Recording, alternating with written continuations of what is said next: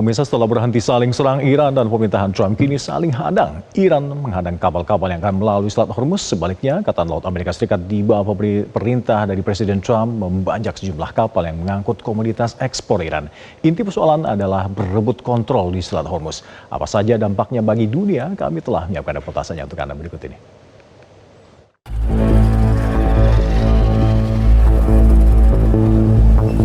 Disrupsi jalur logistik migas dunia mengacaukan kehidupan rakyat Tanzania.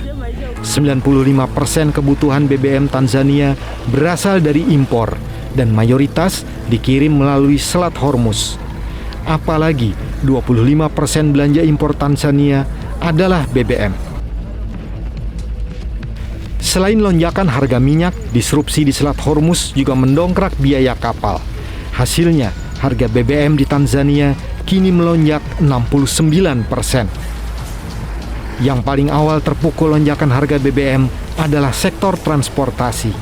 Efek domino kenaikan tiket atau ongkos kirim akhirnya mendongkrak inflasi. Sektor berikutnya yang terpukul adalah pertanian dan perikanan. Pompa irigasi, traktor, kapal nelayan, hingga mesin pengolahan semua butuh BBM. Konflik di Selat Hormuz juga memicu krisis sektor perikanan Spanyol. Konflik Timur Tengah memicu peningkatan biaya operasional dan resiko krisis pangan yang signifikan bagi Spanyol, sehingga ribuan nelayan Spanyol terancam bangkrut akibat lonjakan harga bahan bakar. Spanyol sebenarnya mendapat fasilitas istimewa dari Iran karena diizinkan melintas bebas di Selat Hormuz tanpa tarif tol karena tidak mendukung serangan koalisi Zionis. Awal Maret lalu, Perdana Menteri Spanyol telah memperingatkan resiko krisis pangan akibat konflik di Timur Tengah yang mulai berdampak pada ekonomi global. Krisis BBM juga masih melanda Bangladesh. Antrean panjang terlihat di SPBU Kota Dhaka. Pengendara harus mengantri hingga 8 jam, menyebabkan kemacetan parah di kota-kota besar. Harga BBM di Bangladesh juga naik hingga 20%, dipicu konflik di Selat Hormuz. Pasokan BBM juga makin seret. Jatah SPBU untuk beberapa hari habis dalam hitungan jam. Namun pemerintah Bangladesh mengklaim tidak ada krisis energi. Diberitakan massa yang marah mulai melakukan tindakan vandalisme, di mana sekelompok orang bersenjata tongkat merusak fasilitas SPBU. Muncul pula ancaman dari pengendara yang mengancam akan membakar pompa bensin jika dilarang membeli dalam jumlah besar. Muncul pula kekhawatiran aksi penjarahan truk tangki BBM.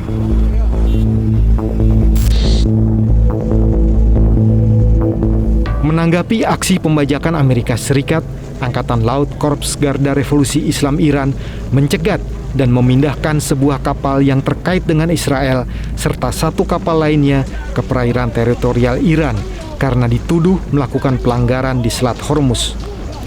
Stasiun televisi pemerintah Iran merilis cuplikan proses penyitaan kapal kontainer raksasa oleh Angkatan Laut IRGC. Pihak IRGC mengidentifikasi dua kapal tersebut sebagai MSC Francesca dan Epaminondas.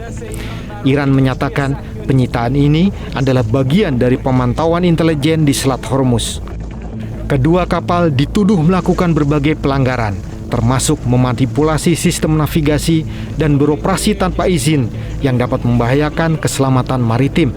Aksi ini merupakan balasan Tehran atas aksi blokade oleh pemerintahan Presiden Trump. Belakangan, pemerintahan Presiden Trump memutuskan untuk memperluas blokade jalur pelayaran kapal tanker di Selat Hormuz. Menteri Pertahanan Amerika Serikat menyatakan kekuatan militernya siap menghadapi setiap kapal Iran yang bertindak ceroboh, termasuk jika kembali menebar ranjau di Selat Hormuz. Presiden Trump telah memberi otorisasi kepada Angkatan Laut Amerika Serikat untuk menghancurkan kapal cepat Iran yang mencoba menanam ranjau atau mengganggu jalur pelayaran di Selat Hormuz.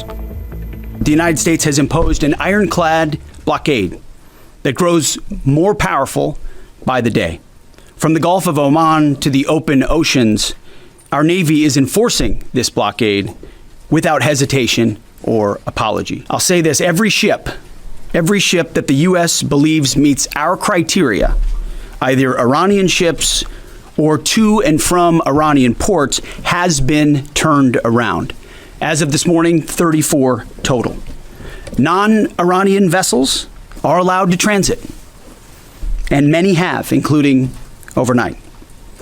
Not only is the blockade growing, in fact, a second aircraft carrier will join the blockade in just a few days. No one sails from the Strait of Hormuz to anywhere in the world without the permission of the United States Navy. To the regime in Tehran, the blockade is tightening by the hour. We are in control, nothing in, nothing out. Sementara itu, Korps Garda Revolusi Islam Iran merilis rekaman saat kapal-kapal tengah menunggu izin untuk melewati Selat Hormuz. Beberapa kapal harus menunggu lampu hijau dari Korps Garda Revolusi Islam Iran agar dapat melintasi Selat Hormuz. IRGC menegaskan, hingga saat ini kendali Selat Hormuz tetap berada di bawah IRGC. Kapal-kapal militer dan kapal milik negara musuh tidak diizinkan untuk melewati selat ini. تا این لحظه تنگه هرمز تحت کنترل شدید نیرودریایی سپاه است و کشتی‌های نظامی و دیگر کشتی‌هایی که با کشورهای متخاصم علیه ایران همکاری دارند اصلا اجازه عبور از تنگه رو ندارند و دیگر کشتی‌های باری بعد از دریافت مجوز از نیرودریایی سپاه میتونن از تنگه هرمز عبور کنند. Tidak mau kalah, Angkatan Laut Amerika Serikat di bawah kendali Trump kembali membajak kapal yang disebut melanggar sanksi Amerika Serikat atas Iran. Tentara Amerika Serikat tampak membajak kapal tanker ini dan merangsek masuk ke seluruh bagian kapal ketika kapal ini berlayar di perairan internasional. Departemen Perang Amerika Serikat mengumumkan penggeledahan dan penyitaan satu lagi kapal tanker minyak dengan klaim bahwa kapal tersebut membawa minyak asal Iran. Perusahaan navigasi pengiriman minyak Tanker Trackers mengklaim bahwa kapal tanker ini telah membantu Iran mengekspor 20 juta barel minyak sejak tahun 2023. Aksi saling blokade antara Iran dan pemerintahan Trump dinilai menjadi penghalang proses perundingan damai. Proses perundingan perdamaian putaran kedua hingga kini belum terlaksana karena Iran mengklaim kunci perdamaian tidak tergantung pada itikat negosiasi Iran, melainkan pada tindakan pemerintahan Trump. Iran denied and rejected any kind of negotiation in the shadow of the, pressure and something dictation by the U.S.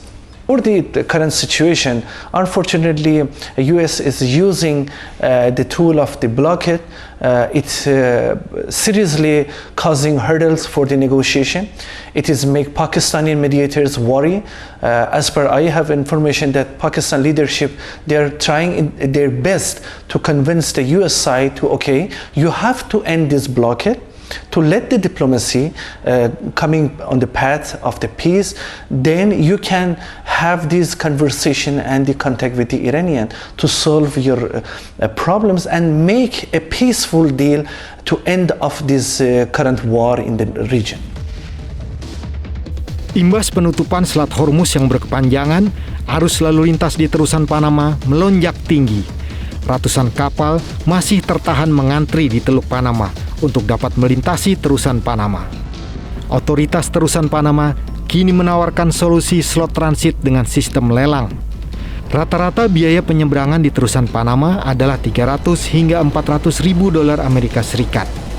Biaya tambahan dikenakan terhadap kapal yang minta didahulukan sebesar 300 ribu dolar Amerika Serikat.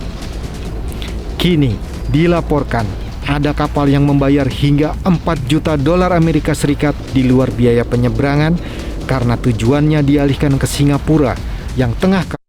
Jelajahi cara baru mendapatkan informasi. Download Metro TV Extend sekarang.